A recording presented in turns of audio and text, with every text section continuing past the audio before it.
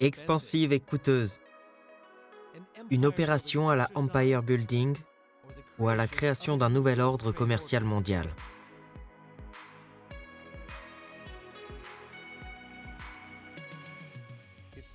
Il ne s'agit pas d'un programme pour asseoir la domination de la Chine, mais plutôt un programme de collaboration entre la Chine et d'autres pays. De la Chine à l'Europe, en passant par l'Asie centrale, le Moyen-Orient, l'Afrique, l'Inde et l'Asie du Sud-Est, sur terre et sur mer, il s'étend jusqu'à certains des territoires économiques les plus inexplorés du monde. L'infrastructure est un secteur à risque. On n'est jamais à l'abri d'une défaillance. Un projet qui, une fois achevé, aura coûté des milliers de milliards de dollars à la Chine et ses partenaires. Ces pays ont besoin d'infrastructures. Au final, tout dépendra de l'argent disponible.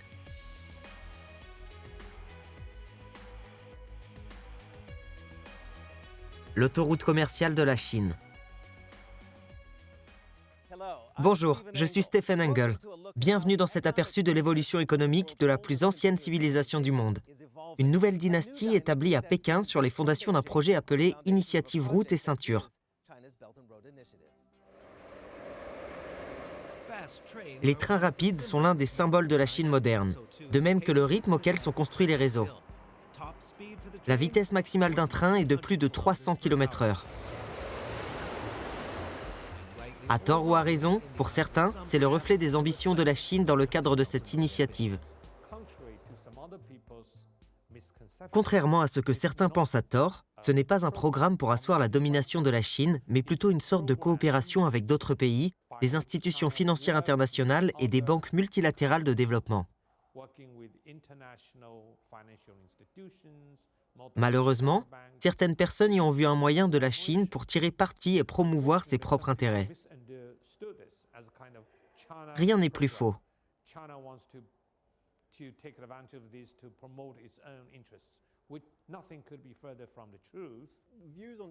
Les avis sur la Chine sont souvent mitigés.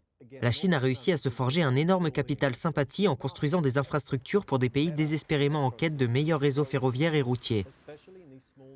Notamment les petites et les moyennes économies pour lesquelles de telles infrastructures ne sont pas évidentes à mettre en place. Parallèlement, cela soulève aussi des inquiétudes et l'un des refrains qui revient fréquemment, partout, est celui des entreprises chinoises qui ressortent toujours gagnantes.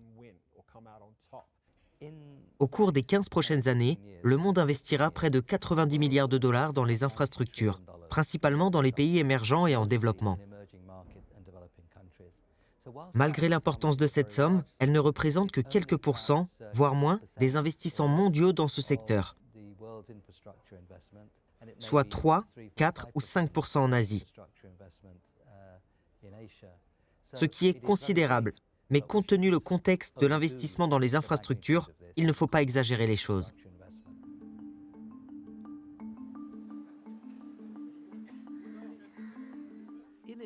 La Chine recherche simplement à faire revivre l'ancienne route de la soie avec des infrastructures modernes, des corridors économiques, par route et par rail, ainsi que relier les principaux ports, secs et humides, à une route maritime de la soie qui fait le tour de la Chine.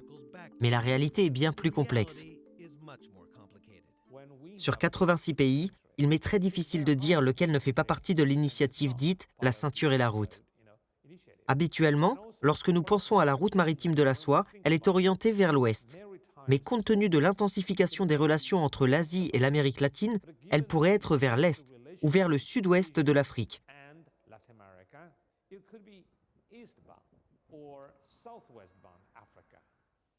Il s'agit d'un effort visant à promouvoir l'intégration régionale et mondiale.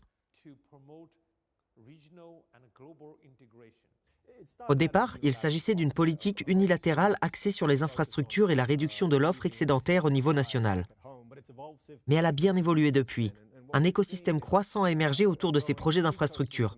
De plus en plus d'entreprises chinoises, publiques et privées, cherchent à y prendre part. Pas seulement par rapport à la ceinture et la route, mais tout simplement parce que les opportunités commerciales qui découlent du financement de ce secteur commencent à se développer et à s'étendre. La politique actuelle est très différente de celle d'il y a 5 ans. Cette initiative n'est encore qu'à ses débuts. Elle est en cours de développement. Certes, il existe déjà des projets en Asie centrale et la route qui mène à Gwadar, au Pakistan, mais nous n'en sommes qu'aux prémices.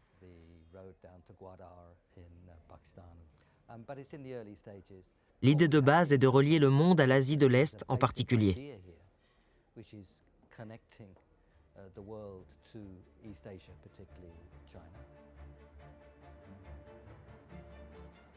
Ne vous méprenez pas, le gouvernement chinois prend les choses très au sérieux. Ce projet figure désormais dans la constitution du Parti communiste. Qu'elle réussisse ou pas, l'initiative dite « La ceinture et la route » sera considérée comme l'un des grands héritages du gouvernement de Xi Jinping. Le président Xi Jinping a dit clairement « Nous ne construirons pas un jardin dans notre arrière-cour. Nous en construirons un magnifique avec de belles fleurs dont profiteront toutes les nations du monde. »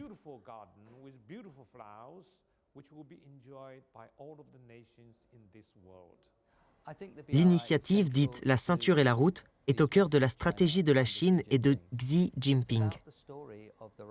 Elle reflète la montée en puissance de la Chine et la réalité de son économie et de ses échanges commerciaux. Aujourd'hui, en fonction de comment on la mesure, la taille de l'économie chinoise serait presque égale à celle des États-Unis, quand, ailleurs, elle serait plus importante grâce à ses échanges commerciaux bien plus nombreux.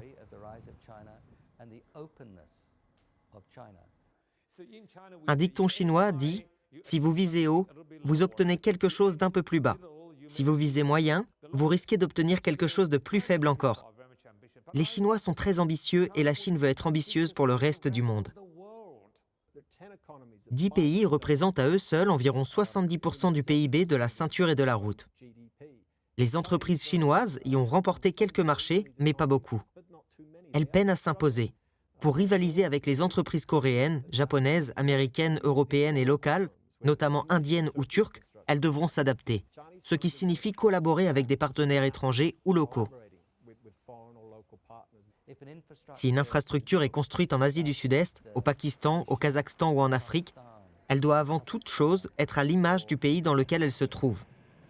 C'est extrêmement important pour l'exécution de l'idée dans son ensemble. Ce n'est pas à la Chine de dicter les règles. Ce serait un échec.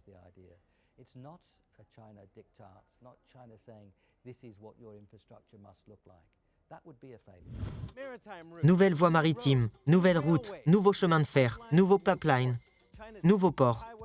L'autoroute chinoise prend forme, acheminant ses produits vers de nouveaux marchés et ceux du monde entier en Chine. Évaluons à présent les risques et les avantages de faire affaire en territoire inconnu.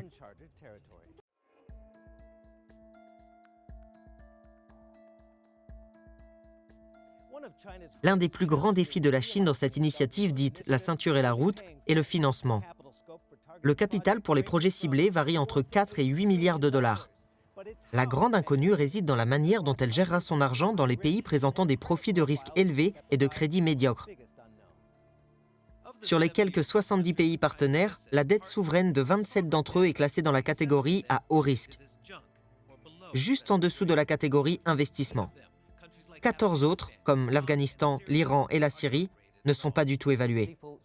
On n'est jamais à l'abri de défaillances. L'infrastructure est un secteur à risque. Raison pour laquelle c'est essentiel de disposer du bon financement, dans le bon emplacement, à la bonne échelle et au bon moment. C'est ce qu'essayent de faire les banques multilatérales de développement, s'imposer dans les phases initiales, là où c'est risqué, et gérer ce risque. La politique est très claire. La banque est inclusive et nous n'essayons pas délibérément d'attirer certaines personnes vers elle. La prise de décision incombe aux États souverains. Nous sommes ouverts à tous. S'ils souhaitent adhérer et travailler avec d'autres membres, ils sont les bienvenus. Chaque État a ses propres idées.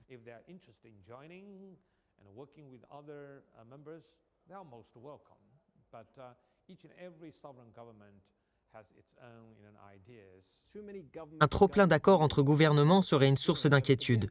Mais là encore, l'initiative dite « La ceinture et la route » a évolué. Ces accords sont de plus en plus motivés par le profit et sont conclus non seulement entre des entreprises d'État et des entreprises locales, mais aussi entre des entreprises privées. Nous voyons notamment des entreprises technologiques chinoises commencer à s'implanter sur les marchés de la ceinture et de la route et à exploiter une opportunité de consommation très axée sur le marché. Quel est et sera le rôle des banques commerciales? Elles qui sont réfractaires au risque sont poussées par cette politique dans de nombreuses régions.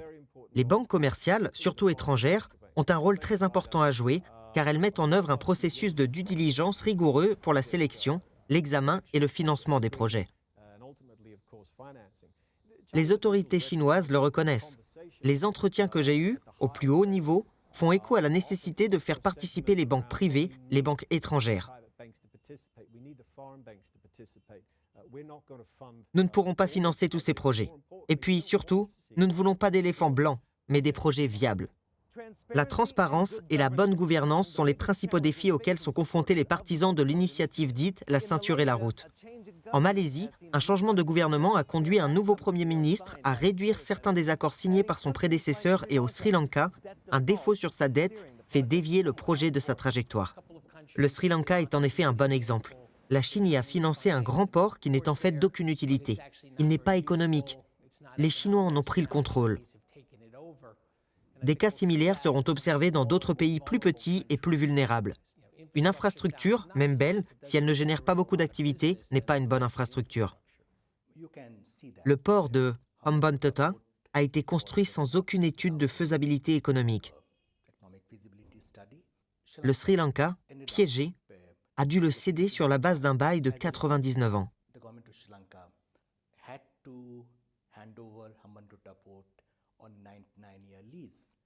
Cela concerne non seulement le port, mais aussi une vaste zone autour de près de 67 km².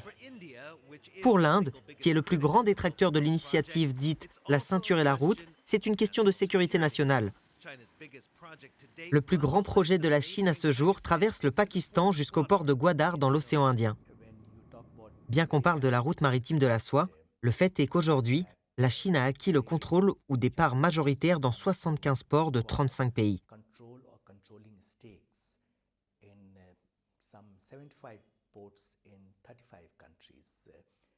Il est donc évident que ce n'est pas uniquement dans un but commercial.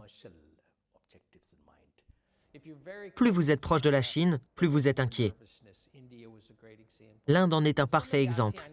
Mais certains pays, membres de l'ANAS, Association des Nations de l'Asie du Sud-Est, doivent se préoccuper de la dimension stratégique de ce projet.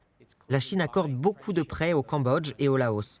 Elle achète clairement l'amitié de ces deux pays qui constituent désormais une sorte de veto au sein de l'ANAS qui fonctionne sur la base du consensus. Par exemple, en cas d'inquiétude concernant la mer de Chine méridionale, vous pouvez compter sur le Laos et le Cambodge pour vous ranger du côté de la Chine et empêcher l'ANAS de faire quoi que ce soit que la Chine jugerait répréhensible. Nous assistons à l'expansion rapide des activités de la Chine et de la région de l'océan Indien, Indo-Pacifique. Nous ne sommes pas en désaccord avec le fait que la Chine ait décidé d'émerger en tant que grande puissance maritime, mais ce qui se passe a une incidence sur nous. Face à la montée en puissance de la Chine, les pays voisins comme l'Inde ou d'autres comme les États-Unis, ancienne puissance économique dominante, doivent revoir leur position et se sentir un peu nerveux en raison des atouts dont dispose la Chine et de la manière dont elle souhaite s'associer au reste du monde.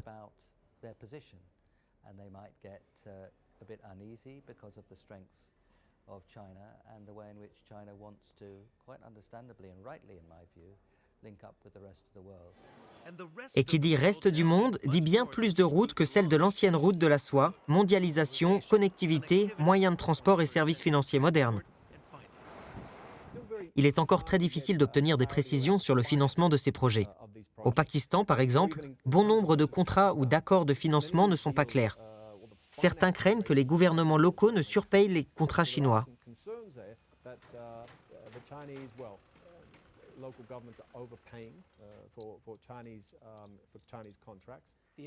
La première série de prêts accordés par la Chine au cours des dernières années concernait des pays dont la gouvernance était très médiocre. Le Venezuela emprunte énormément, tout comme le Soudan, l'Angola, l'Iran et le Pakistan. Ce sont des pays qui risquent fort d'avoir des problèmes d'endettement. Pareil pour l'Indonésie, l'Afrique du Sud et les pays d'Afrique de l'Est. La Chine a de bons et de mauvais clients. Les projets devraient fonctionner dans les pays les mieux gérés. Les gens ont tendance à se focaliser sur les contrats conclus il y a 5 ans et qui viennent de voir le jour, qu'il s'agisse d'un projet portuaire ou ferroviaire. Lorsqu'on est autant engagé dans ces projets comme nous et qu'on voit certaines des transactions réalisées aujourd'hui, elles ne diffèrent en rien de celles que n'importe quelle autre multinationale ou n'importe quel autre grand pays réaliserait. Cette partie, qui est la plus excitante et la plus prometteuse des années à venir, a été surchargée. Les opportunités sont énormes pour les opérateurs portuaires tels que les terminaux modernes de Hong Kong. On estime que les échanges commerciaux augmenteront de 2 500 milliards de dollars sur une période de 10 ans. Après la pause, nous échangerons avec des maires du géant APM Terminal dans la suite de cette émission consacrée à l'initiative dite La ceinture et la route.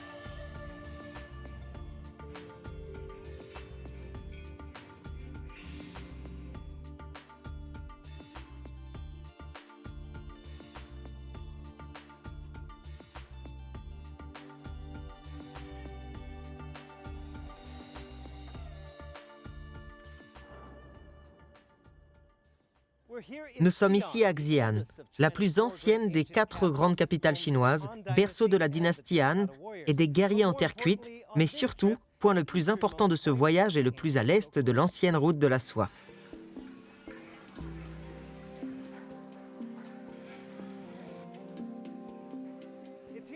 C'est ici, dans le quartier musulman de Xi'an, qu'on peut réellement ressentir et littéralement goûter au passé.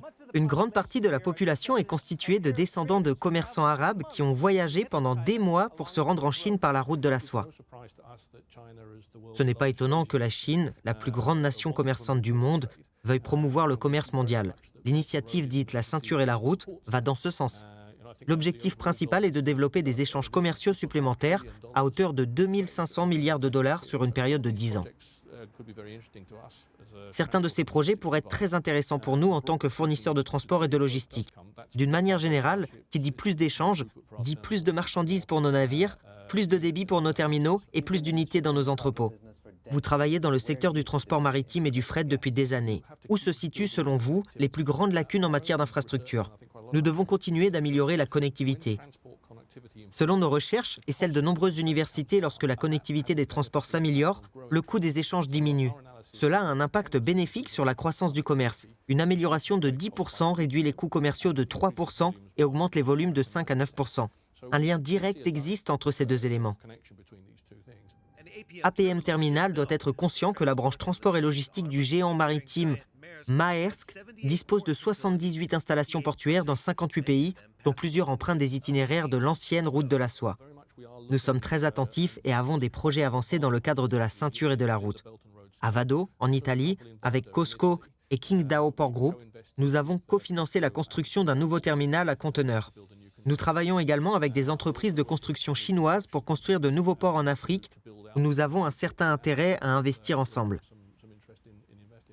Nous sommes très contents des opportunités de collaboration qui s'offrent à nous, non seulement en Asie, mais aussi tout au long de la ceinture et de la route.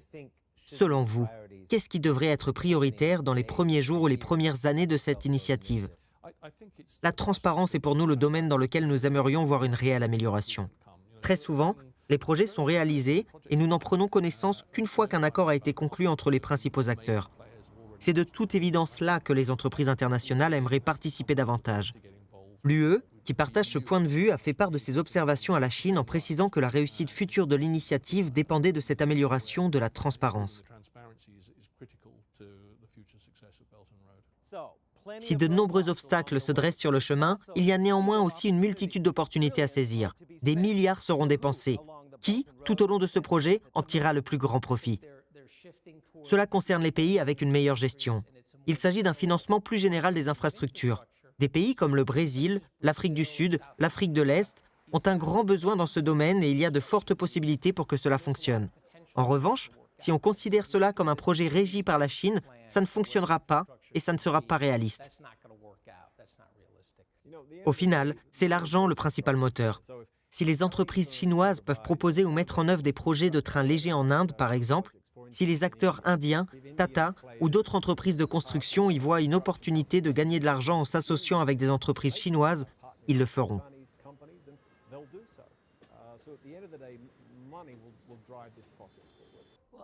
Les plus proches voisins de la Chine et les États compris sur le trajet vers l'Europe en seront les premiers bénéficiaires.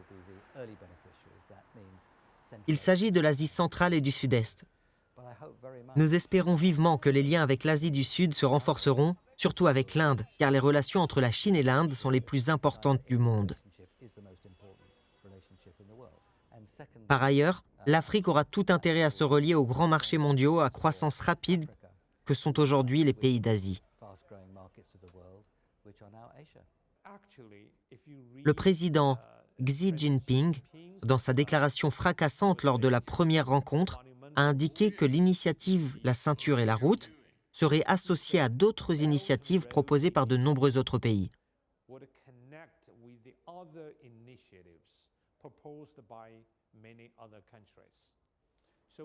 La Banque asiatique d'investissement dans les infrastructures, BAII, est très favorable à cette initiative. Évidemment, lorsqu'il faudra financer des projets, nous vérifierons qu'ils répondent à nos critères dont les 3 normes fondamentales sont la viabilité financière, la protection de l'environnement et des intérêts des populations locales. C'est vers le milieu du XVe siècle que l'ancienne route de la soie a commencé à se dégrader, en grande partie à cause d'un commerce maritime de plus en plus effectif et des querelles entre États participants. C'est à peu près à la même époque que la cité interdite, ici derrière moi, a été achevée pour servir de résidence aux empereurs chinois pendant les 500 années suivantes.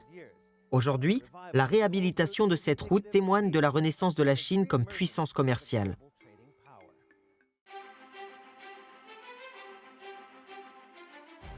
L'initiative chinoise La ceinture et la route est un projet colossal. Des milliards ont été dépensés en infrastructures pour relier la Chine au monde par route, rails, mer et oléoducs, redonnant ainsi vie aux anciennes routes commerciales allant de la Chine à l'Asie centrale en passant par l'Europe, l'Afrique, le Moyen-Orient, l'Asie du Sud-Est et l'Inde. Un ambitieux projet de modernisation qui constitue aujourd'hui un écosystème à part entière. Nous sommes ici à Mumbai, connu pour être la porte d'entrée de l'Inde. Véritable symbole de la plus grande démocratie du monde, mais très réfractaire à l'initiative chinoise La ceinture et la route. Ces 2 pays dont les économies considérables représentent plus d'un tiers de la population mondiale éprouvent une méfiance mutuelle depuis longtemps. Il est compréhensible que l'Inde s'inquiète de la présence de ce puissant voisin qui connaît une croissance si rapide qu'il l'a dépassé à bien des égards. Qu'il ne veuille pas que la Chine planifie ses infrastructures asiatiques. Toutefois, cela pourrait lui être bénéfique si la Chine finançait de bons projets d'infrastructures dans la région.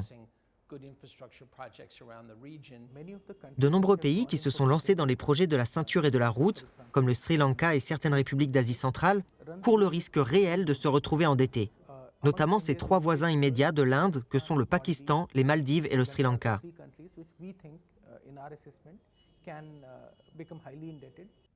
Ils ont toujours éprouvé de l'inquiétude à l'égard de la Chine avec qui ils partagent une frontière contestée au Pakistan.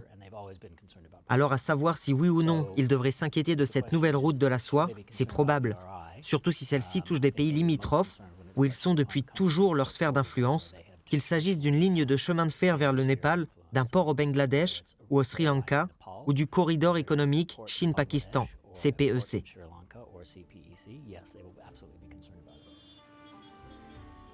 Au cœur de la protestation de l'Inde se trouve le plus grand projet de cette initiative dite la ceinture et la route. Le corridor économique Chine-Pakistan, qui part de l'une des villes les plus à l'ouest de la Chine et traverse le territoire contesté du Cachemire jusqu'à la mer d'Arabie. Le CPEC est sans doute l'élément le plus important de cette initiative. Il est capital pour le Pakistan. En un laps de temps, la Chine a permis de réduire la pénurie d'électricité que connaissait le pays.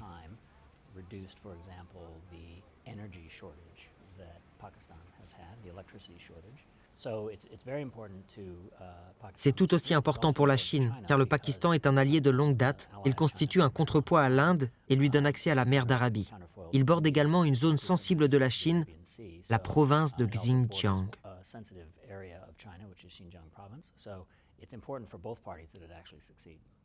Lorsqu'une entreprise commerciale réalise un investissement qui n'est pas viable, elle accuse les pertes et passe à autre chose.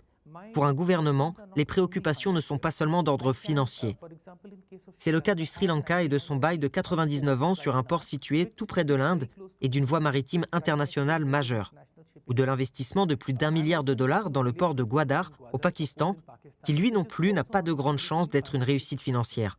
En fait, il est possible d'acquérir dès à présent ces actifs qui sont des ports commerciaux, mais qui, à plus long terme, pourront servir à d'autres fins. On l'a vu avec le Djibouti, qui, criblé de dettes, dues principalement à la Chine, a mis une partie de son territoire à la disposition des Chinois, qui en ont fait une base militaire. Tout cela est stratégique. Il est difficile de voir la portée économique de ce corridor qui va de la Chine au Pakistan.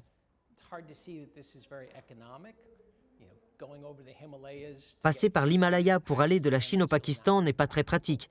On dirait plus une démarche stratégique de la Chine, ce qui rend tout à fait compréhensible l'inquiétude de l'Inde de se voir ainsi cernée. Si l'on mettait toutes les voies ferrées de l'Inde dos à dos, elles feraient le tour du monde une fois et demie.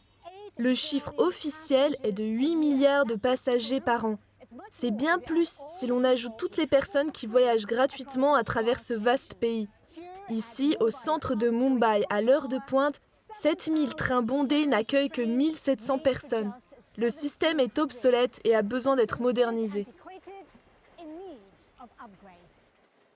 La situation en Inde est en train de changer. Le BAII va investir massivement, notamment dans le métro de Mumbai, ce qui est un parfait exemple de coopération en matière d'infrastructures indiennes. Pas besoin d'associer cela à l'initiative dite « la ceinture et la route ». Ce projet aurait très bien pu être réalisé sans elle. La raison pour laquelle cette initiative a été accueillie avec tant d'enthousiasme par plusieurs voisins de l'Inde, notamment le Sri Lanka, le Népal et le Pakistan, est en partie le fait que l'Inde n'a pas pu fournir de connectivité à ses voisins. Le pays entretient très peu de relations avec ses plus proches voisins. Avec le Pakistan pour des raisons historiques, mais aussi avec le Népal, où l'Inde n'a pas été en mesure de développer une infrastructure et une connectivité dignes de ce nom au cours des dernières décennies. Il en est de même pour le Bangladesh et le Sri Lanka.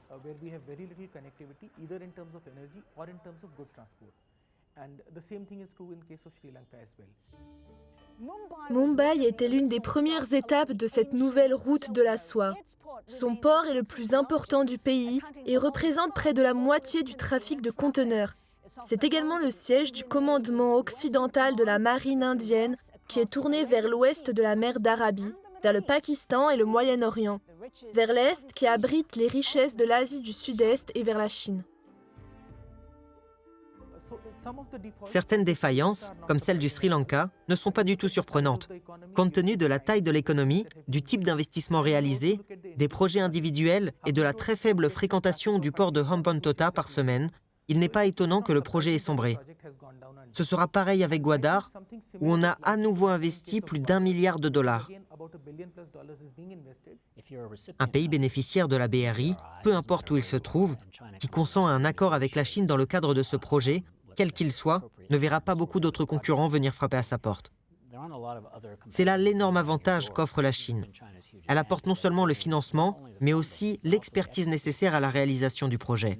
Toutefois, ces pays bénéficiaires doivent se montrer très prudents quant aux conditions financières.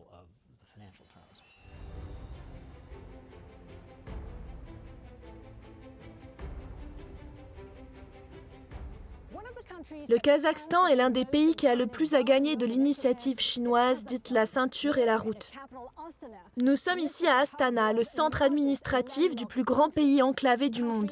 Un pays coincé entre la Chine et la Russie, au centre d'un jeu d'équilibre entre géopolitique et progrès économique. C'est une ville ultramoderne bâtie sur les richesses pétrolières de ce qui est de loin la plus puissante économie d'Asie centrale. Une ville qui célèbre son 20e anniversaire et la naissance de son seul et unique président. Nursultan Nazarbayev dirige le Kazakhstan depuis son indépendance de l'Union soviétique en 1991. Le voici ici en train d'inaugurer le centre financier international d'Astana, une initiative audacieuse prévue 5 ans à l'avance afin de relier les marchés financiers de la région, tout comme la manière dont le pays a embrassé son rôle de pivot terrestre de l'initiative chinoise, la ceinture et la route. Le programme phare de la politique économique du gouvernement est la diversification de l'économie grâce à la création de nouveaux sous-secteurs dans une dimension industrielle différente, mais aussi dans le secteur tertiaire, notamment les services financiers. Nous voulons être le centre financier de la région afin de l'aider à développer ses économies. Le Kazakhstan est en très bonne voie pour y parvenir. Nous sommes naturellement le premier pays à l'ouest de la Chine en direction de l'Europe.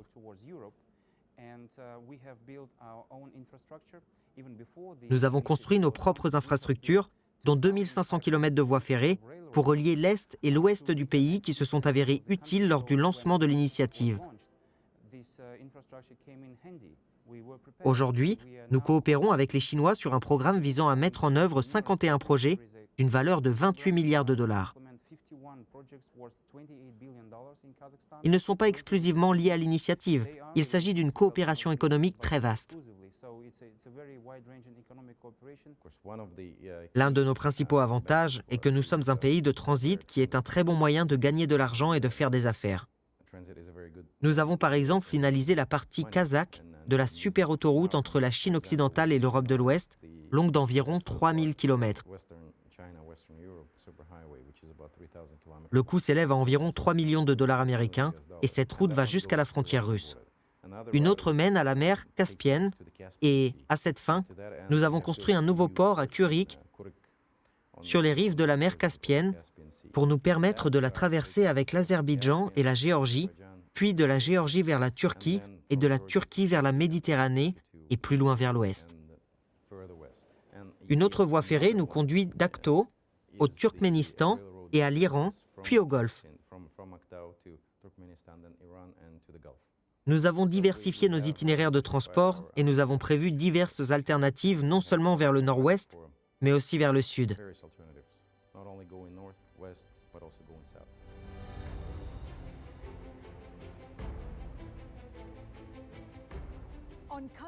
À la frontière entre le Kazakhstan et la Chine, on construira le plus grand port sec du monde.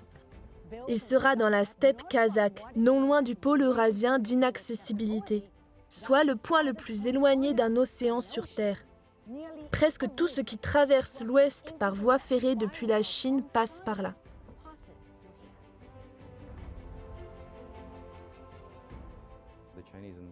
La Chine et nous avons investi à parts égales dans ce projet. Disposons aujourd'hui d'un train qui peut relier Lianyungang, dans l'est de la Chine, à Korgas, puis à Istanbul, en passant par le Kazakhstan, en 2 semaines environ. Nous voulons réduire le temps de transit à 12 ou 10 jours.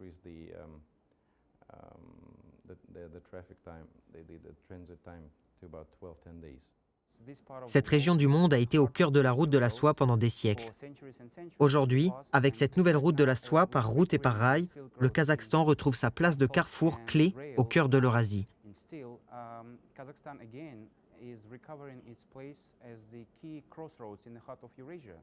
Quels sont les secteurs qui en bénéficieront au Kazakhstan ?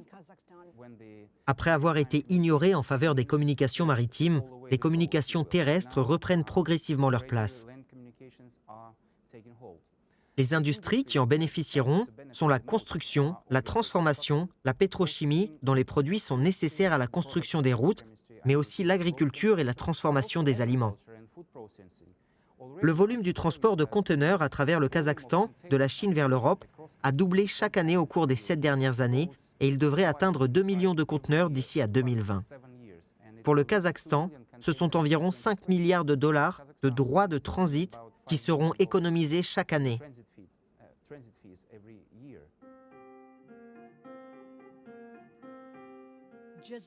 Juste à côté du port se trouve une zone de commerce international. 2 villes de part et d'autre de la frontière, un projet de ville stratégique sur la route de la soie qui, pour l'instant, se trouve dans un no man's land.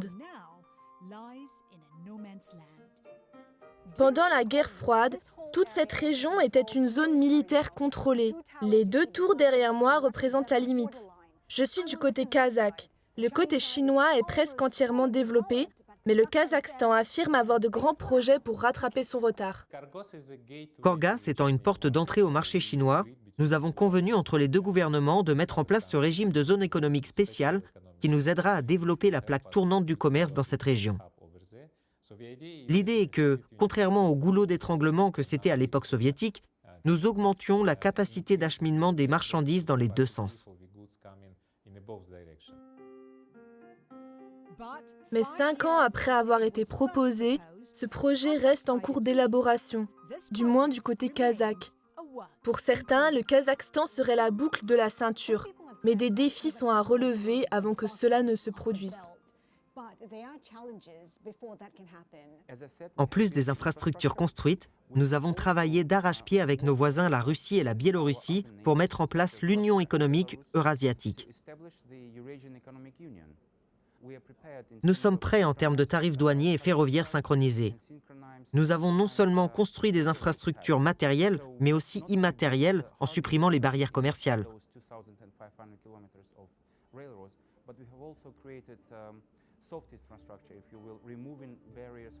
Du Kazakhstan en Asie centrale à l'Asie du Sud-Est, telle est notre prochaine étape, alors que nous poursuivons cette émission consacrée à l'initiative chinoise, dite la ceinture et la route.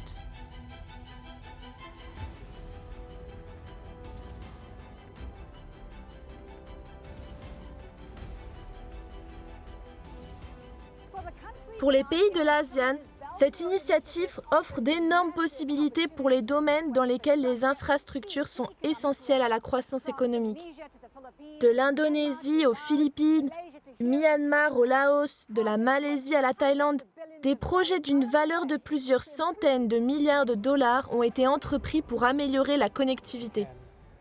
En mettant en place une connectivité physique performante, nous contribuerons à stimuler les activités liées aux échanges et à l'investissement. C'est l'un des piliers des perspectives économiques à moyen terme de l'Indonésie.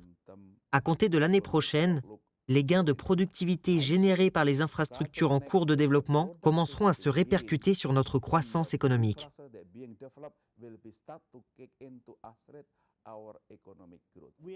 Nous améliorons nos aéroports car ils sont saturés. Il en est de même pour nos ports et nos routes. Cela nous aide à réaliser notre programme de construction et cela favorise non seulement la connectivité à l'intérieur de notre pays, mais aussi à l'extérieur.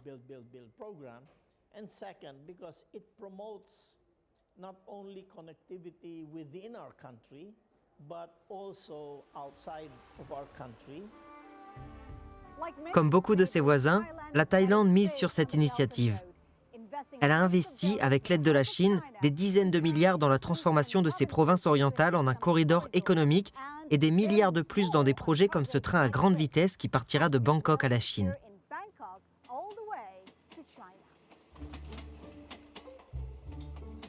La méga-gare servira de plaque tournante ferroviaire à Bangkok pour les trains rapides qui rejoindront la Chine au nord, en passant par le Laos et Singapour au sud, en passant par la Malaisie, bien que cette partie du voyage soit aujourd'hui compromise. Elle reliera également les 3 principaux aéroports du pays au corridor économique oriental de la Thaïlande. Ce corridor doit servir de catalyseur à la connectivité avec la Thaïlande, mais aussi avec d'autres pays, notamment les pays voisins.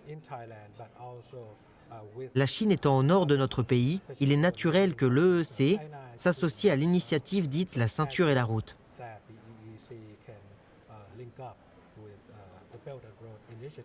On pourrait pratiquement imaginer un corridor allant du nord de la Chine au sud, en passant par la Thaïlande et l'Asie tout entière.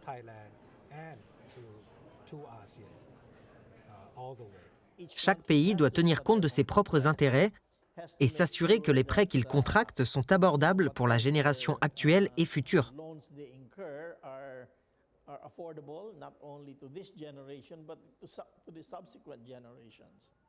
Des 2 emprunts que nous avons contractés, le premier destiné à la construction d'un barrage s'élève à 62,5 millions de dollars et le second pour le développement d'un projet municipal d'adduction d'eau s'élève à environ 200 millions de dollars.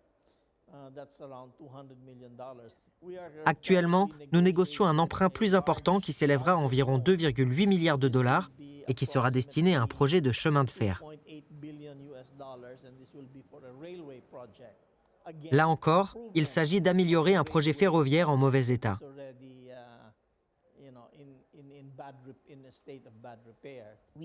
En Indonésie, nous avons mis en place des projets d'infrastructures prioritaires. Sur cette base, nous identifions ce que nous pensons pouvoir intégrer dans l'initiative dite la ceinture et la route. Le plus grand défi reste leur exécution. Sur les 50 projets actuels, nous n'avons pu en utiliser que 9. Il reste encore beaucoup de chemin à parcourir. Bien que le financement soit assuré, nous avons également un certain nombre d'exigences à respecter pour l'obtenir. Y a-t-il des risques de coûts ingérables ? Il y en a beaucoup. Cela ne concerne pas seulement l'initiative. L'Indonésie est actuellement en pleine réforme. Un grand nombre de projets d'infrastructures en cours posent des problèmes de réglementation, d'octroi de licences, de main-d'œuvre et d'acquisition de terrain. Il y a un certain nombre de problèmes locaux que nous devons résoudre afin de maximiser ces projets.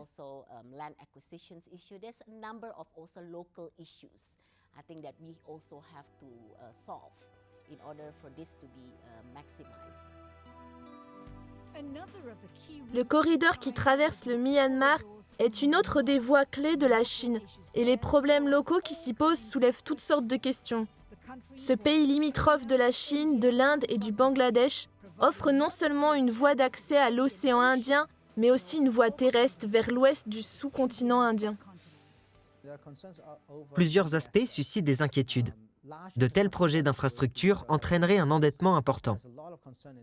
Le gouvernement actuel est très préoccupé par le risque de surendettement du pays et de sa transmission à la génération suivante. C'est une bonne chose que de s'inquiéter du fait que nous ne nous lançons pas à corps perdu dans la construction des choses sans tenir compte de notre situation budgétaire. Bienvenue à Mombasa, la plus ancienne ville commerciale du Kenya depuis des siècles.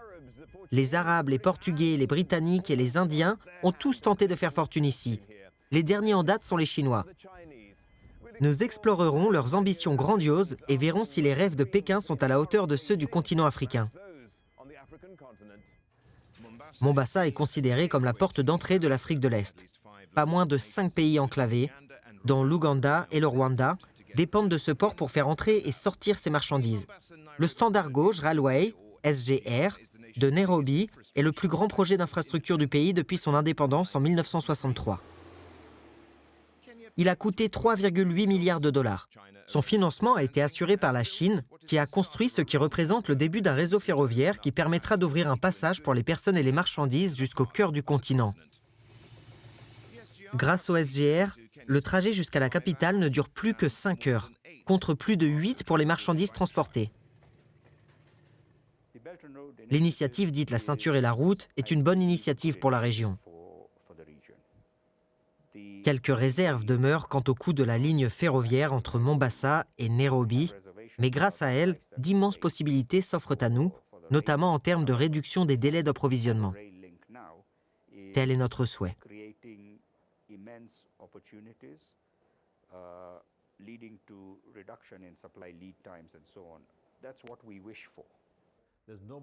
Personne d'autre ne peut rivaliser avec les investissements chinois en matière d'infrastructures. Toutefois, d'un point de vue africain ou kényan, les investissements destinés à la construction d'infrastructures, qu'ils viennent des États-Unis, de Chine ou d'Europe, sont toujours les bienvenus, car ils nous permettent d'être plus compétitifs. Le marché est là, mais la connectivité et l'acheminement de nos produits posent problème. Nous espérons que la BRI permettra d'ouvrir ces marchés, non seulement à la Chine, mais aussi à tous les autres pays impliqués dans cette initiative.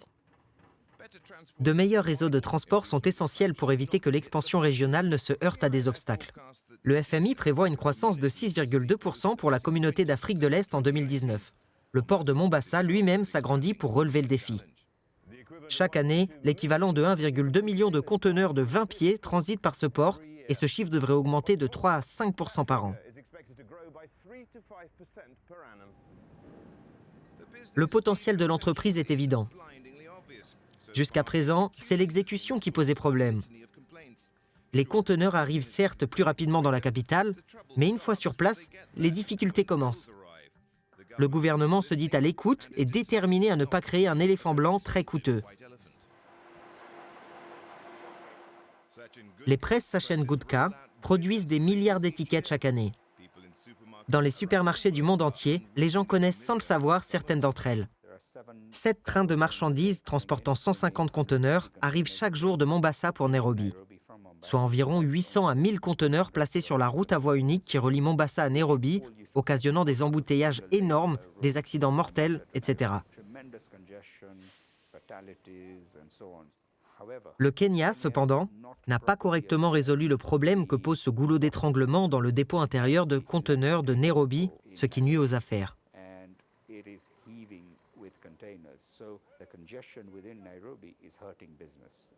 Vous y faites recours? Oui. Mais si cela revient plus cher? En fait, nous y avons été contraints par le gouvernement. La logistique se fait toujours dans les deux sens, de Mombasa au Rwanda et plus tard en Afrique de l'Ouest. Actuellement, aucune voie ferrée ou routière ne traverse l'Afrique de l'Ouest, alors qu'il serait très facile de l'étendre. Qui dit compétitivité dit aussi logistique des retours de Kigali et Mombasa jusqu'en Chine. Cette logistique bidirectionnelle pourrait devenir compétitive. Il s'agit là d'un élément essentiel pour tous les pays qui doivent pouvoir exporter leurs produits vers ces marchés afin d'être compétitifs dans les deux sens. Bidco est le premier producteur d'huile alimentaire d'Afrique de l'Est. Il fabrique aussi des détergents et d'autres produits de consommation grâce à des usines au Kenya, en Ouganda, en Tanzanie et à Madagascar. Ces produits sont vendus dans 18 pays de la région. Vimalsa fait preuve d'un optimisme prudent quant à l'impact plus large des investissements chinois. Une chose est sûre, la Chine veut intensifier ses échanges commerciaux. On peut parler de domination économique ou autre, elle dispose aujourd'hui d'un avantage concurrentiel.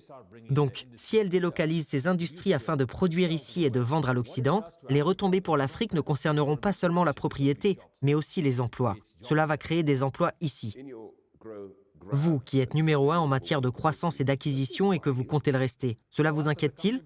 Nous ne sommes pas inquiets parce que les produits que nous fabriquons ici ne viennent pas de Chine. En fait, la Chine est un bon marché pour certains biens de consommation en raison de sa population. La Chine et l'Inde, compte tenu de leur population, auront besoin de beaucoup plus de nourriture et de produits, et l'Afrique peut y contribuer. Nous devons examiner l'avantage concurrentiel de l'Afrique et nous demander quels sont les produits que nous pouvons exporter vers la Chine en utilisant cette même initiative dite « la ceinture et la route ». À combien s'élèvent actuellement vos ventes vers la Chine ou l'Inde? 0. Cette attitude du verre à moitié plein est souvent contrebalancée par la crainte que toutes ces infrastructures extrêmement coûteuses ne soient qu'un moyen rapide pour la Chine d'exploiter de nouveaux marchés tout en laissant les pays africains crouler sous les dettes. Des plaintes ont également été formulées concernant la transparence. La China Road et Bridge Corporation a obtenu le contrat d'exploitation de la ligne pour 10 ans sans qu'il n'y ait eu d'appel d'offres. La politique africaine de Pékin repose en réalité sur le commerce et non sur la charité. Elle est aussi inextricablement liée au futur du pays sur le plan géopolitique et au-delà. Tandis que le Kenya et ses voisins y voient une locomotive de croissance à moyen terme, les choses s'annoncent plus sombres à long terme. Certains s'interrogent sur le niveau d'endettement en se demandant s'il s'agit d'une relation gagnant-gagnant. Voyons si ça en sera le cas, ou bien s'il n'y aura qu'un seul vainqueur.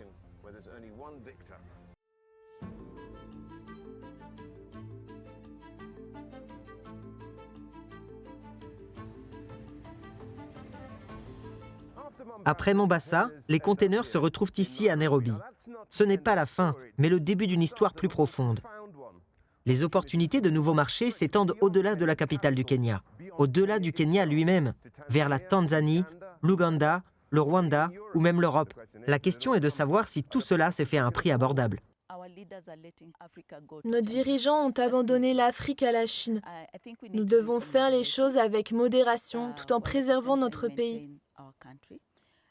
Nous avons beaucoup à apprendre et à gagner de la Chine, mais nous devons le faire dans une certaine mesure et ne pas laisser la Chine prendre le contrôle de notre pays.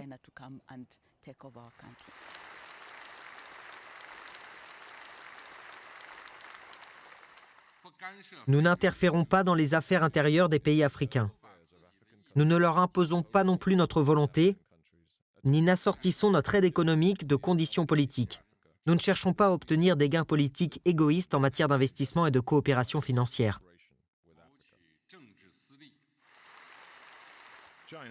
La Chine rejette les critiques selon lesquelles l'initiative « La ceinture et la route » alourdit la dette des pays partenaires et a pour but de renforcer l'influence mondiale de Pékin.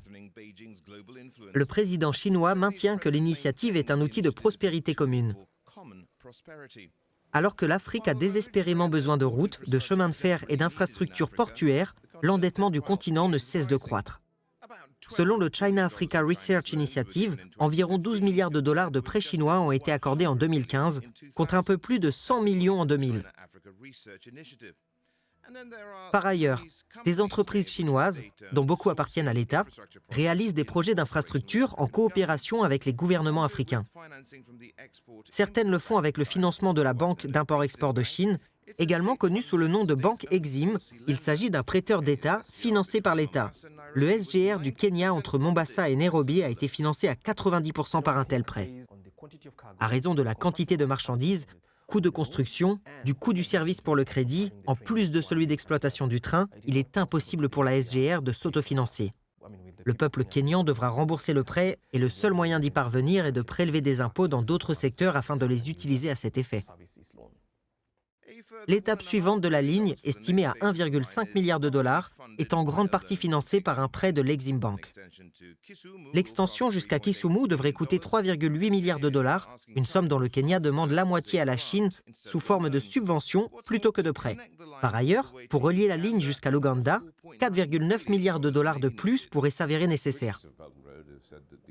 Pour les détracteurs de cette initiative, ces pays qui hypothèquent leur avenir se retrouveront avec d'énormes dettes, dans l'incapacité d'honorer leurs engagements, ce qui permettra à la Chine d'en contrôler une grande partie. Cela ne se produira pas. Tout le monde n'a de cesse de parler de cette diplomatie de l'endettement qui serait une sinistre manœuvre de la Chine pour prendre le contrôle d'actifs stratégiques. Certes, la Chine a installé une base militaire au Djibouti qui est très endettée. Mais pourrait-elle s'emparer le port de Mombasa si le Kenya venait à ne pas honorer ses dettes concernant la ligne de chemin de fer? C'est un scénario improbable, car les avantages globaux en termes de commerce et d'investissement qui en découleront l'emporteront. Il est vrai que les pays surpayent souvent les infrastructures. Toutefois, dans le cas présent, celles-ci sont une nécessité et seront bénéfiques à l'économie.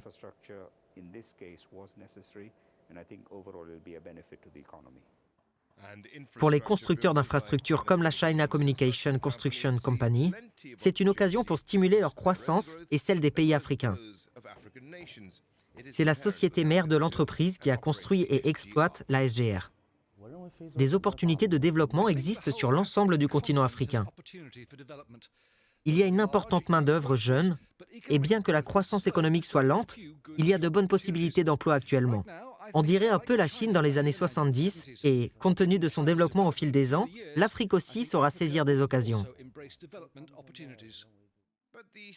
Mais l'afflux constant d'entreprises et de travailleurs chinois a alimenté certaines plaintes selon lesquelles les richesses et les opportunités ne sont pas partagées avec la communauté locale. Le financement d'un grand nombre de ces projets est assuré par des banques chinoises.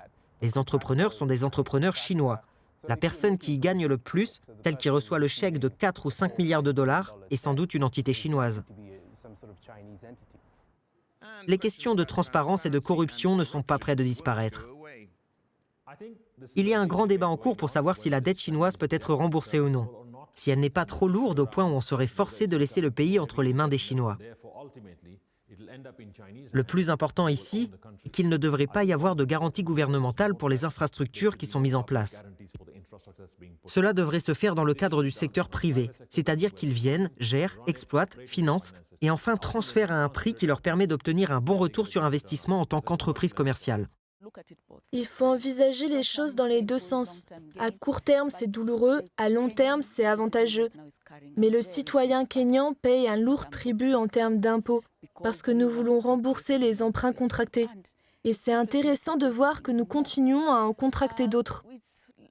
C'est une situation d'attente, car malheureusement, les problèmes de corruption que connaît le pays ont vraiment détourné une partie des ressources de leur destination.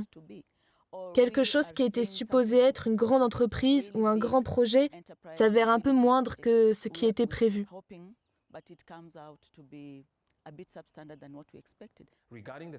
Concernant la Standard Gauge Railway, SGR, beaucoup de choses restent sans réponse, y compris certains contrats qui ont été conclus. Le plan de remboursement est assez clair, mais les coûts réels, les coûts des pièces d'équipement individuelles et des sites de construction individuels, ainsi que la manière dont tout cela s'additionne sont toujours remis en question et ne sont pas aussi transparents que devrait l'être une infrastructure qui représente près de 5% du produit intérieur brut. La vraie question est de savoir si ces emprunts sont utilisés de la bonne manière pour les bons projets qui généreront le bon type de revenus pour le pays africain. On en revient à la nécessité pour les pays africains de développer leurs propres perspectives de manière globale et non projet par projet sur les infrastructures dont ils ont besoin.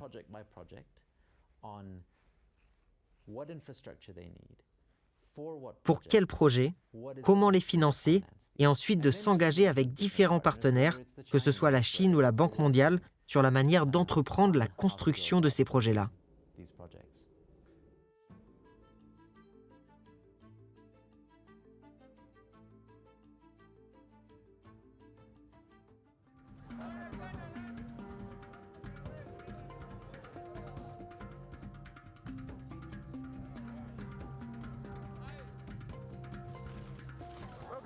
De retour dans ce programme sur la ceinture et la route, l'autoroute commerciale de la Chine. Comme partout ailleurs, les gens se rendent sur des marchés comme celui-ci, à Nairobi, pour faire les meilleures affaires possibles sans que personne ne soit forcé d'acheter. De même, de nombreuses personnes ont reproché au gouvernement de ne pas assez négocier avec Pékin.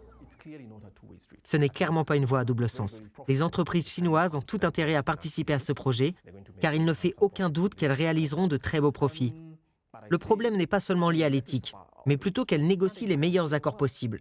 Et en tant que contribuables kényans, nous sommes en droit de demander à nos administrateurs et à nos gouverneurs comment ils ont pu conclure de tels accords en plein jour.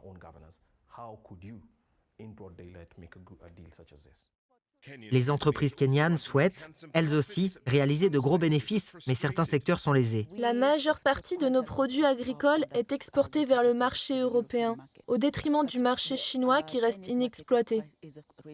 Le gouvernement kényan devrait signer certains protocoles afin d'aider nos producteurs à exporter leurs produits, mais il ne l'a pas fait. Nos capacités de production restent inexploitées, car nous ne sommes pas encore totalement compétitifs et il est temps que le gouvernement intervienne pour améliorer notre compétitivité. En outre, nous n'avons aucun accord commercial préférentiel avec la Chine.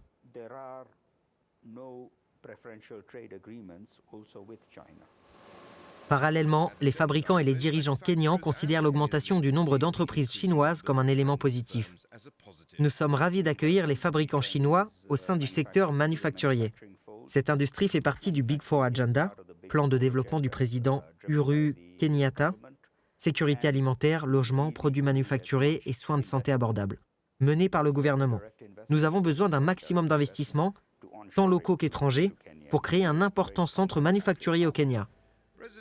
Le Big Four Agenda du président Uhuru Kenyatta a pour but d'accroître la part de l'industrie manufacturière à 15% du PIB, soit environ 9% d'ici 2022. L'agriculture, la santé et la construction de logements sont les autres secteurs visés par cette croissance. Le secteur manufacturier, à lui seul, crée des milliers d'emplois. Des emplois qui font cruellement défaut sur l'ensemble du continent et dont le nombre ne cesse de croître. Une fois qu'elle y a vu un marché clé, la Chine a permis à l'Afrique d'innover pour ces marchés.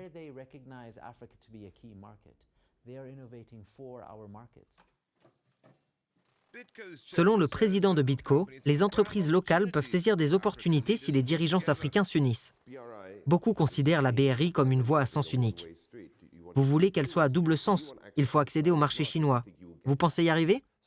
Raison pour laquelle l'Afrique doit être plus productive, elle doit produire davantage de biens qui ajoutent de la valeur à ses produits pour devenir véritablement émergente. C'est le plus grand espoir. Se réalisera-t-il un jour ? C'est à nous, Africains, de faire en sorte que cela se produise, de veiller à ce que nous y arrivions de la bonne manière et à ce que nous devenions compétitifs. C'est fou de voir aujourd'hui le commerce intra-africain si bas. On érige de plus en plus de barrières entre pays africains et on permet à la Chine, l'Amérique et l'Europe d'entrer sans payer de droits de douane. Il est primordial pour les dirigeants africains de s'unir. Nous avons certes l'Organisation de l'Unité africaine, OUA, et l'Union africaine, mais tout cela c'est du vent. C'est ça l'OTAN. Aucune action, rien que des mots. Nous devons sortir de là et concrétiser les choses. La politique africaine de la Chine a évolué. Aujourd'hui, la limite entre la politique étrangère officielle et le commerce privé est plus nette.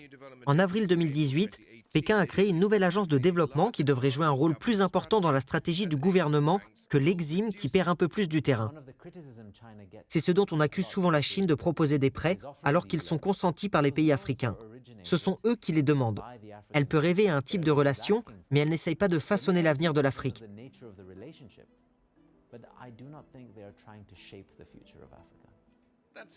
Ce qui ne veut pas dire que l'aide et les prêts ne sont pas influencés par des intérêts commerciaux.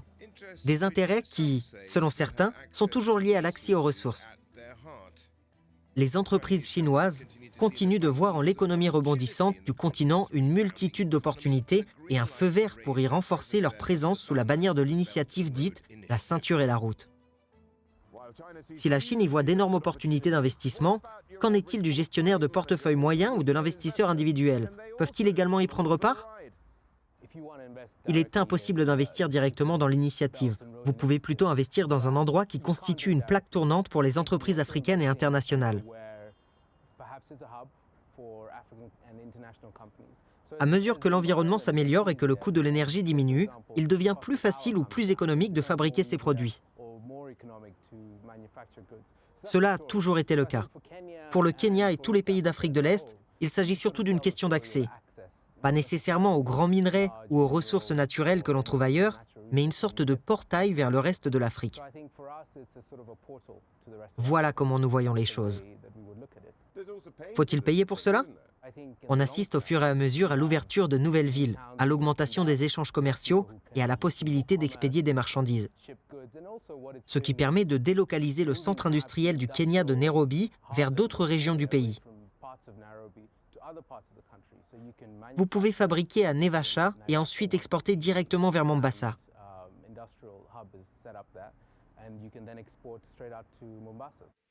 Qu'en est-il des réclamations concernant ces entreprises chinoises qui s'emparent d'importants contrats publics en Afrique et de l'Occident, qui s'inquiètent de la remise en question de l'influence des États-Unis? Il faut dire que la Chine dispose d'un sérieux avantage en matière d'exécution. C'est sur ce point que l'Europe, qui a eu une longueur d'avance pendant les 50 ou 60 dernières années en Afrique, n'a pas fait grand-chose. Les États-Unis, quant à eux, ont ignoré l'Afrique. Ils n'y ont pas prêté attention. Les Chinois, dès leur arrivée, ont fait un travail sérieux sur le terrain. Ils ont réalisé des meilleures infrastructures à des prix plus bas, puis ont amélioré leur jeu. L'aide liée a disparu. Maintenant, c'est l'exécution qui prime. On peut parler de domination économique, de colonisation économique. Néanmoins, l'Afrique, aujourd'hui, a grand besoin d'infrastructures réalisées dans les plus brefs délais. Le problème de l'aide étrangère a toujours été là. Elle finit dans la poche des gens, n'est-ce pas? Pas toujours, mais le passé n'était fait que d'aide, ce qui a conduit à ce qu'on a appelé le syndrome de l'endettement permanent, AIDS. Nous n'en voulons plus. Aujourd'hui, ce que nous souhaitons, c'est être plus compétitifs et faciliter notre activité commerciale. Toutefois, nous devons nous assurer que tout se fait dans les règles, dans le respect d'un code éthique clair, sans détournement.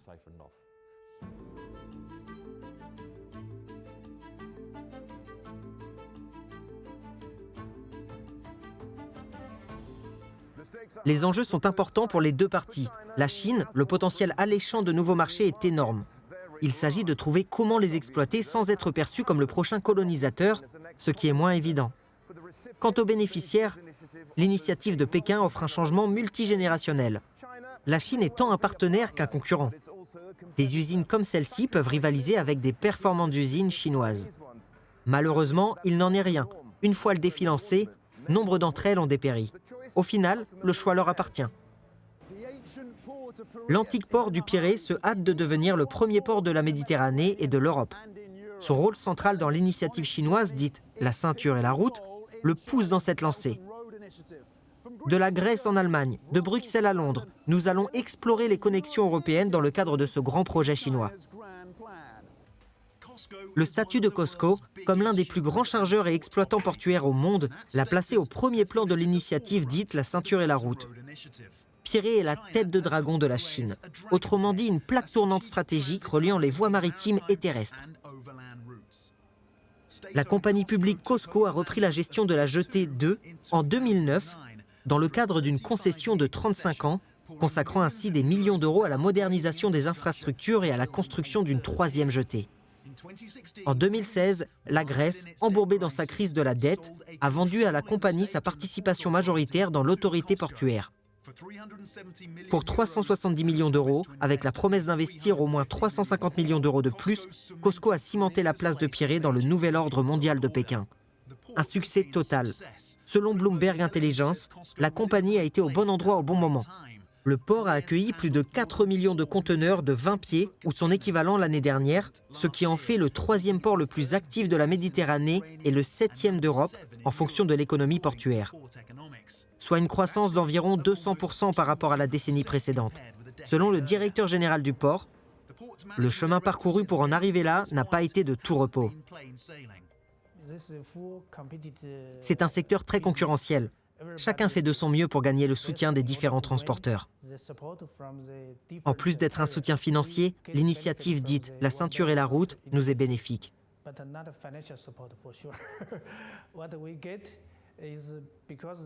Elle nous offre davantage d'opportunités commerciales, non seulement en tant que transporteur, mais aussi en tant que terminal.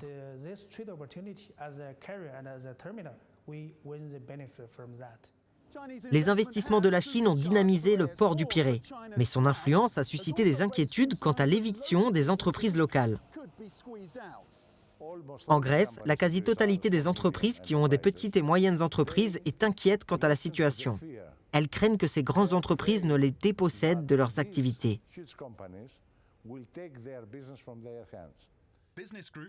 Selon des groupes d'entreprises, l'antagonisme initial s'est en grande partie mué en acceptation et en recherche d'opportunités.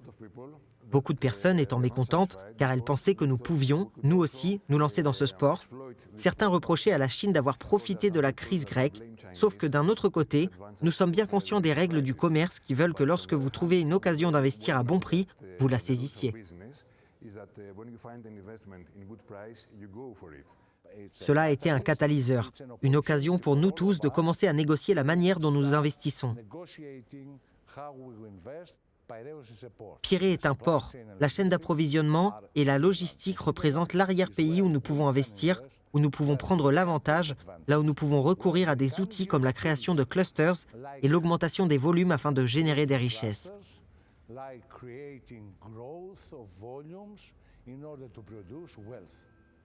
Mais l'impulsion donnée par la ceinture et la route aux entreprises chinoises à travers l'Europe a également ravivé les craintes quant à la portée du soft power de la Chine et à ses ambitions géopolitiques. Selon le Forum international des transports, les entreprises publiques chinoises contrôlent aujourd'hui environ 10% de la capacité des terminaux à conteneurs de l'Europe. La Commission européenne a déclaré qu'elle accueillait favorablement l'initiative « La ceinture et la route », avec quelques réserves toutefois.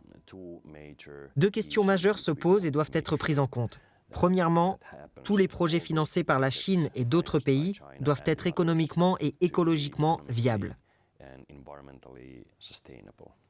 Deuxièmement, la course aux appels d'offres doit être compétitive et ouverte à tous. Nous ferons partie de ce projet à la seule condition que tous les investissements concrets soient raisonnables.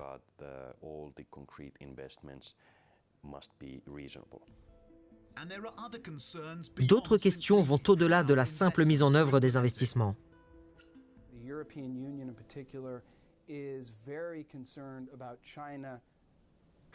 Le fait que la Chine tente de diviser et de conquérir l'Europe par le biais de son initiative préoccupe tout particulièrement l'Union européenne.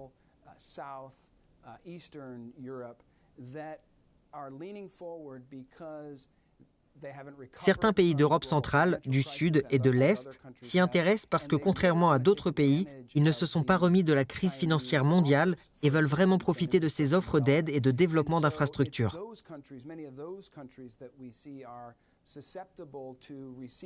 En bénéficiant de la ceinture et de la route, bon nombre d'entre eux pourraient virer de bord et adopter des mesures et poser des actions pour soutenir la Chine dans d'autres tribunes politiques.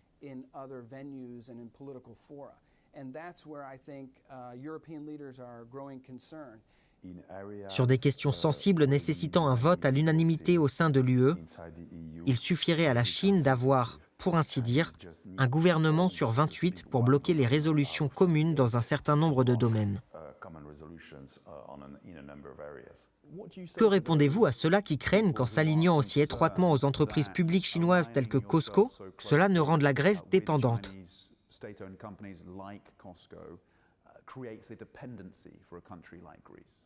La Grèce a besoin d'investissements, qui plus est d'investissements étrangers. Alors qu'ils soient de Chine, d'Allemagne ou des États-Unis, ils sont tous les bienvenus.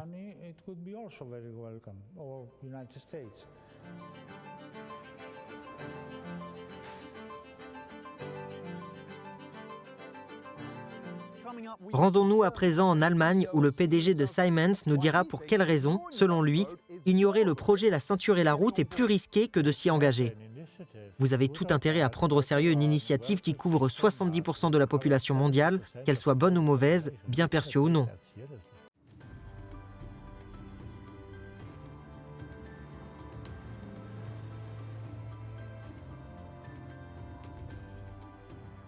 Si Pirée est le principal lien maritime entre la Chine avec l'Europe, le plus grand port intérieur du monde, celui de Duisburg en Allemagne est quant à lui au cœur de ses ambitions terrestres. Chaque semaine, des trains chargés de marchandises chinoises arrivent ici et sont intégrés à une chaîne logistique qui achemine des jouets, des vêtements et de l'électronique vers les consommateurs européens. Le réseau ferroviaire et fluvial de Duisburg a fait de la ville un port intérieur, une plaque tournante de l'industrie. Son histoire est fermement liée au charbon et à l'acier. Ces secteurs étant en déclin, le PDG du centre logistique de l'opérateur Duisport a décidé de s'associer à l'initiative dite La ceinture et la route. Tout est parti d'une ligne ferroviaire reliant le centre de production de Hewlett-Packard à la ville de Chongqing, dans le sud-ouest de la Chine. Tout a commencé il y a au moins 6 ou 7 ans. Le premier train était un train spécial pour Hewlett-Packard à Duisburg. On y a donc vu l'opportunité de faire de cette plaque tournante le centre de distribution de l'Europe, de Duisburg à la Chine et vice-versa.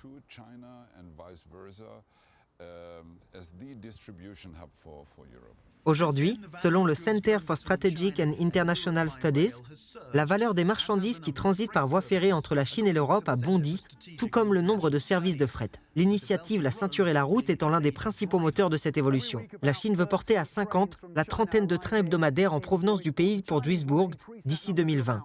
Elle souhaite également réduire le temps de trajet de la Chine à l'Allemagne à 10 jours ou moins, contre environ 12 actuellement. L'augmentation de la production industrielle dans ces régions du sud-ouest est venue renforcer la nécessité d'une voie d'accès plus rapide à l'Europe, notamment pour des villes comme Chongqing et Chengdu, qui sont éloignées des routes maritimes de la côte.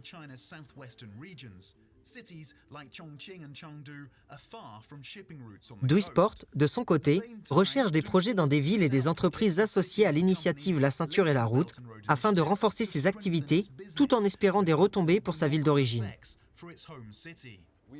Nous avons construit des partenaires stratégiques, à l'instar de China Immersion Group, qui est l'un des plus grands groupes, et de Costco, avec qui nous sommes sur le point d'en conclure un autre.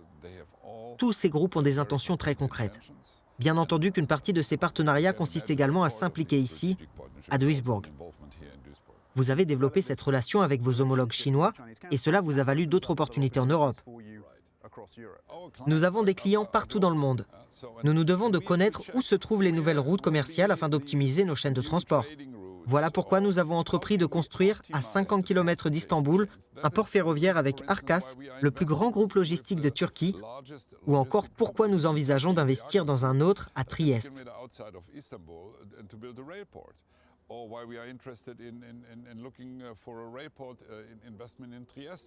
Trieste, qui deviendra un port très important dans le cadre de l'initiative dite La ceinture et la route pour la liaison maritime et desservira le sud de l'Europe. Les chambres allemandes de commerce et d'industrie ont déclaré à Bloomberg que plusieurs membres ont conscience des avantages indirects liés à l'amélioration de la logistique qui découle de l'initiative La ceinture et la route. Cependant, seuls 30% d'entre eux estiment qu'ils peuvent en tirer un profit direct à ce stade.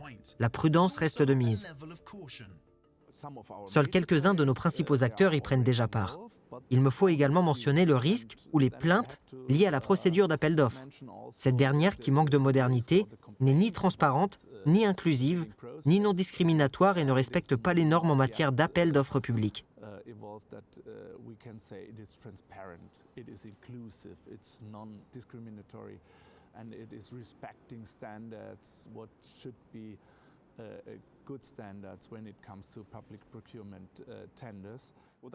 La Chine a beau insister sur le fait que cette initiative est ouverte à tous, qu'elle est transparente, la réalité sur le terrain est tout autre.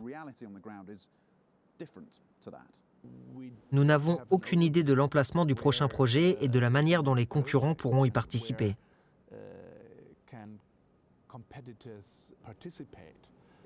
Si l'on souhaite que les entreprises allemandes et celles d'autres pays européens puissent y prendre part, il faut plus de transparence. Nous devons nous asseoir autour d'une table pour en discuter. Siemens est l'un des principaux acteurs allemands à avoir adhéré à l'initiative. En 2017, le conglomérat a généré plus de 7 milliards d'euros de chiffre d'affaires en Chine, soit environ 9% du total, et cherche à approfondir ses relations avec le pays. À l'instar de Duisport, le conglomérat trace de nouvelles voies pour sa croissance future après des temps difficiles. La transition mondiale vers les sources d'énergie renouvelables a entraîné un ralentissement prolongé de l'activité de Siemens dans le domaine des équipements pour centrales électriques, autrefois un fleuron de l'entreprise. C'est un défi structurel à relever. Pour y parvenir, nous devons innover et trouver de nouvelles pratiques commerciales, telles que l'initiative dite la ceinture et la route, à laquelle participent près de 90 pays dont la plupart ne disposent pas d'énergie durable, fiable et abordable. Autant d'opportunités à saisir. Ceux qui émettent des réserves au sujet de cette initiative affirment que certaines des entreprises chinoises avec lesquelles vous pourriez être amené à vous associer n'ont pas les mêmes niveaux en termes de gouvernance d'entreprise que les vôtres.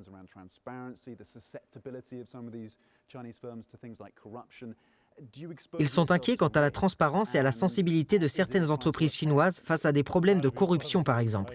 Êtes-vous prêt à vous exposer à de tels risques? Le jeu en vaut-il la chandelle?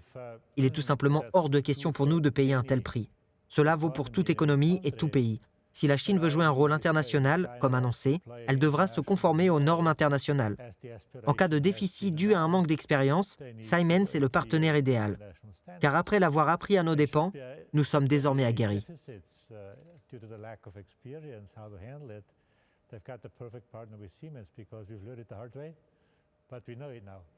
Pensez-vous que la Chine est un concurrent ou un partenaire pour l'économie européenne?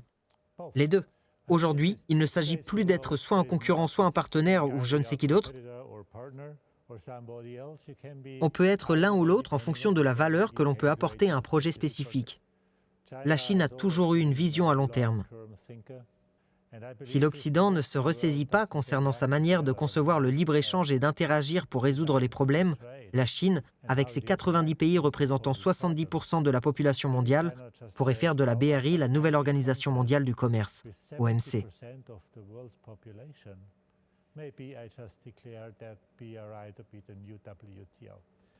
Il faut donc rester très vigilant, car la plupart des transferts de pouvoir économique et politique dépendent du nombre d'habitants d'un pays. Vous avez tout intérêt à prendre au sérieux une initiative qui couvre 70% de la population mondiale, qu'elle soit bonne ou mauvaise, bien perçue ou non.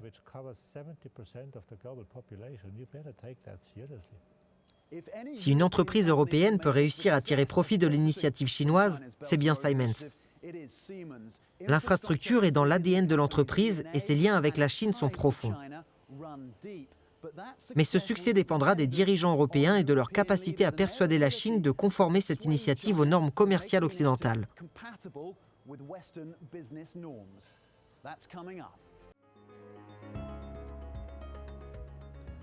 Pour de nombreuses économies et entreprises européennes, cette initiative peut offrir de nouvelles perspectives de croissance.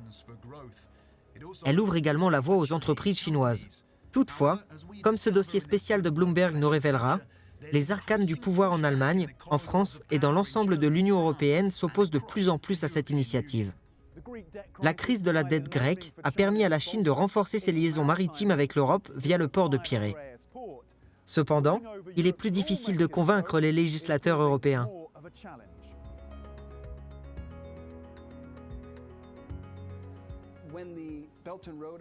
Lorsque l'initiative dite la ceinture et la route a été présentée pour la première fois en 2013, l'Europe a manifesté un soutien très fort. La question de savoir comment les pays européens pourraient en bénéficier a suscité un vif intérêt. Toutefois, en 2017, une grande partie de cet enthousiasme a commencé à décliner. L'UE propose constamment à la Chine de la rejoindre. Et c'est encore plus évident pour certains États membres. Mais cela à nos conditions, dirons-nous, transparentes. Ce que la plupart des projets chinois, à l'exception de ceux financés par la BAII, ne respectent pas à l'heure actuelle. Chinese projects, except those financed by AIIB, do not fulfill at present.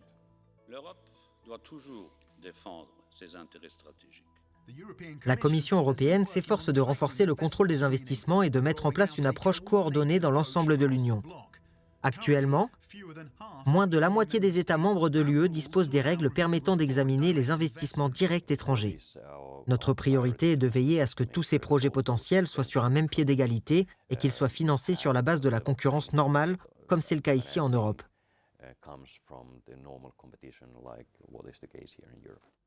L'Union européenne est manifestement désireuse de renforcer la surveillance des investissements chinois.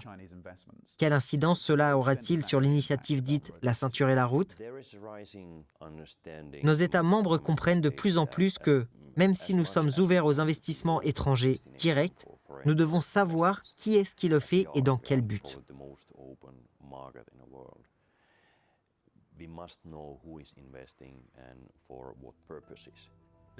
Des initiatives sont également prises pour limiter le vote à l'unanimité afin de réduire le droit de veto des membres, surtout concernant les questions politiques et les droits de l'homme.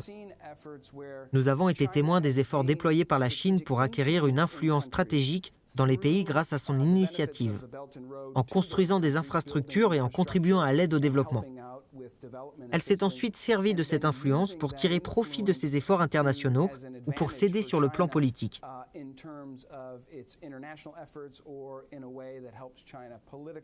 La Grèce et la Hongrie, par exemple, grandes bénéficiaires des efforts de la Chine dans le cadre de son initiative La ceinture et la route, se sont mobilisées pour bloquer une déclaration de l'UE qui dénonçait la Chine et la mer de Chine méridionale.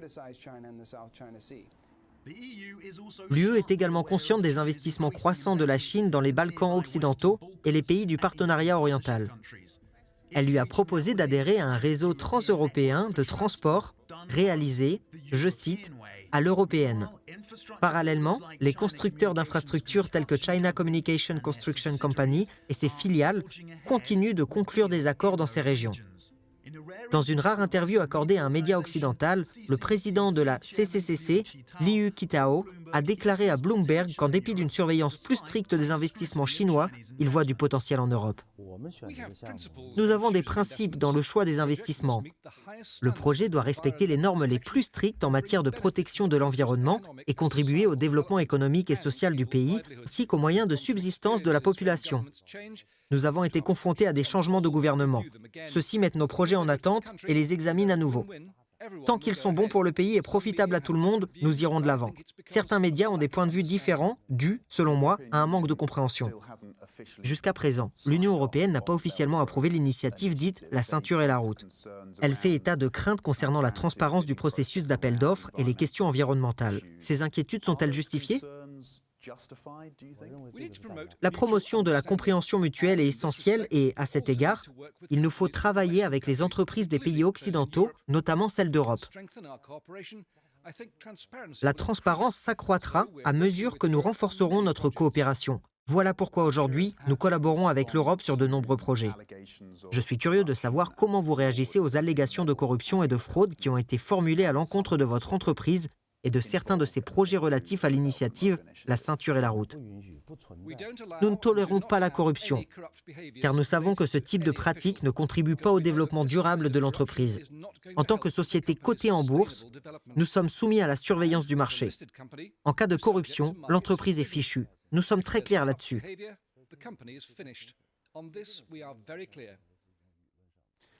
Les détracteurs de l'initiative n'ont de cesse de dénoncer le manque de transparence de certains projets, le refus d'embaucher une main-d'œuvre locale plutôt que chinoise et, enfin, le fait que plusieurs de ces projets laissent le pays lourdement endetté vis-à-vis de la Chine. Y a-t-il une part de vérité dans cette critique ?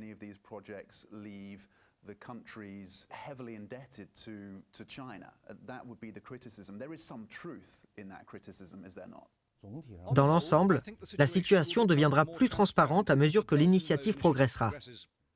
Pour ce qui est de l'augmentation de la dette, certains pays ont des emprunts relativement plus élevés. Cela ne devrait pas être inquiétant tant que l'économie du pays se développe suffisamment pour l'absorber. Il est important de s'assurer que les projets financés par la dette sont bénéfiques au développement économique du pays. Il va de soi que les pays développés doivent offrir une aide financière aux pays qui ne disposent pas de capacité de développement. Quant à la main-d'œuvre, mon taux de travailleurs étrangers est actuellement d'au moins 1 pour 10.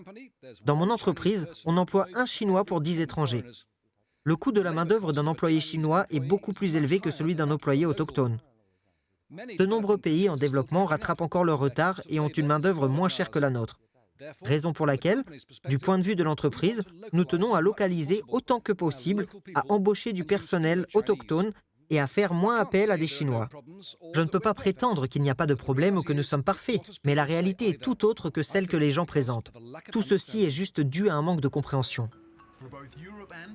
Pour l'Europe comme pour la Chine, le potentiel d'opportunités commerciales autour de l'initiative dite « la ceinture et la route » est considérable.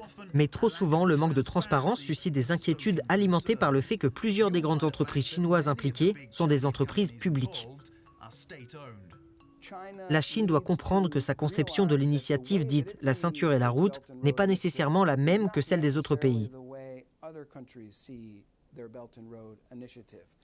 Cette initiative revêt une telle importance pour le pays que le président Xi Jinping en a fait son programme international phare. Elle figure désormais dans la constitution chinoise.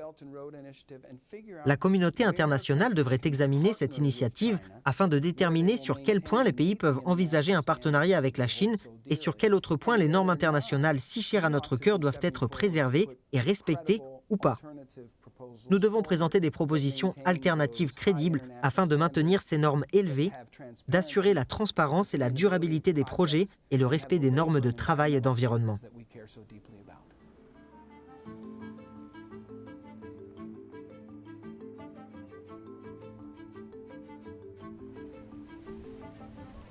Les dirigeants européens s'efforcent de rester réceptifs aux possibilités offertes par l'initiative chinoise dite de « la ceinture et la route », mais il est clair que pour obtenir le soutien total de l'UE, Pékin devra passer de la théorie à la pratique, notamment en ce qui concerne les questions de transparence, de durabilité et d'ouverture à tous. Certaines entreprises européennes lorgnent avec avidité sur les dividendes, mais il faudra probablement attendre encore des années. Je suis Tom Mackenzie, merci de nous avoir suivis.